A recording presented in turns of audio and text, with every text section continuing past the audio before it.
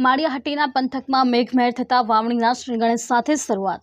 માળિયાહાટી તેમજ ગીર વિસ્તારમાં ઘણા દિવસના આશરે ઉકળાટ બાદ 2 દિવસ થયા વરસાદના ઝાપટા સાથે આશરે 1 થી 3 ઇંચ જેટલો વરસાદ નોંધાતા ખેડૂતો દ્વારા વાવણીની શરૂઆત કરાઈ।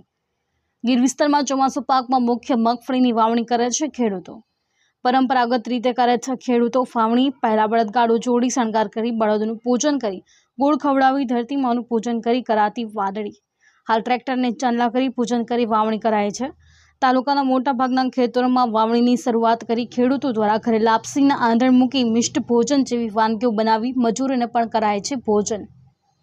Pratap Singh Sodiya, J news, माळियाहाटीना।